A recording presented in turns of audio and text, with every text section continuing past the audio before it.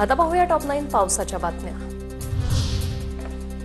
वाशिमच्या मुंगळागाव परिसरातील पाझर तलावाचा सांडवा फुटला। 8 ते 10 शेतकऱ्यांचं मोठं नुकसान, तर दुसरीकडे मुंबई नागपूर राष्ट्रीय महामार्गावरही पावसामुळे वाहतूक ठप्प।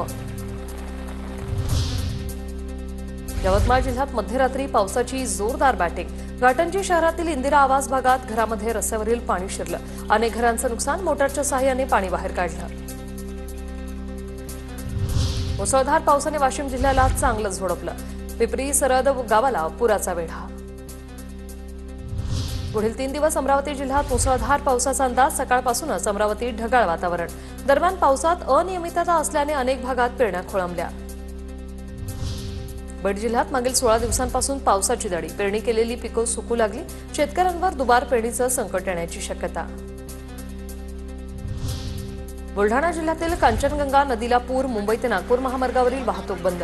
दोन्ही बाजूला 2 ते 3 किलोमीटरच्या रांगा। डोणगाव जवळील नदी पुलावर 5 फूट वाहते पाणी। नदी जवळच्या घरांमध्ये, शेतांमध्ये पाणी शिरलं। गाड्याही पाण्यात। आरेगाव, मादनी, पिपरी सरहद, शळगावसह इतर अनेक गावांचा संपर्क तुटला। वाशिमच्या मालेगाव तालुक्यातील एरंडा गावाला 4ही बाजूंनी पुराच्या पाण्याचा वेढा। अडाण नदीला आलेल्या लेंडी नाल्याला आलेल्या पुरामुळे जनजीवन पूर्णपणे विस्कळीत। वर्धाच्या डिगडोहमध्ये पुराच्या पाण्यात अडकलेल्या 3घांना बाहेर काढण्यात यश। आपत्ती व्यवस्थापन आणि अग्निशमन दलाकडून बचाव कार्य। कोल्हापूरमधील महापुराचा विध्वंस दाखवणारा आणखी एक व्हिडिओ समोर। पुराच्या पाण्यात वाहून आला झाडांचा खच। पूर परिस्थितीमुळे मोठं नुकसान।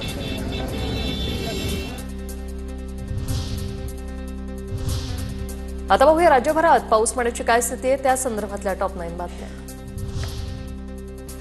अकोला जिल्ह्यातल्या पातूर तालुक्यातील झरंडी गावाला पाण्याचा वेढा। नदी नाल्यानं पूर आल्याने अनेक ग्रामस्थांचा संपर्क तुटला।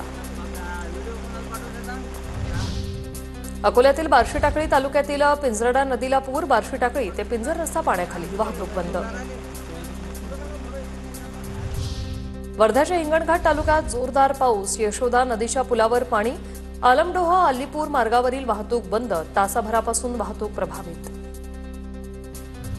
मीरा भाईंदरच्या उत्तरमध्ये समुद्र खवळला। मच्छीमारांच्या घरात पाणी शिरलं। जनजीवन विस्कळीत। नाशिकमध्ये संततधार पावसामुळे सोमेश्वर धबधबा ओसंडून वाहतोय। सोमेश्वर धबधबा परिसरात पुन्हा एकदा पर्यटकांची गर्दी, तर गंगापूर धरणातून 1760 क्युसेक पाण्याचा विसर्ग सुरू। नांदेडच्या किनवटमधील सहस्त्रकुंड धबधबा प्रवाहित। 15 दिवसांच्या खंडानंतर नांदेड, हिंगोली आणि यवतमाळ जिल्ह्यात पाऊस बरसला। कोल्हापूरच्या राधानगरी धरण क्षेत्रात जोरदार पाऊस। धरणाच्या पाणी पातळीत मोठी वाढ। राधानगरी धरण 65% अधिक भरलं।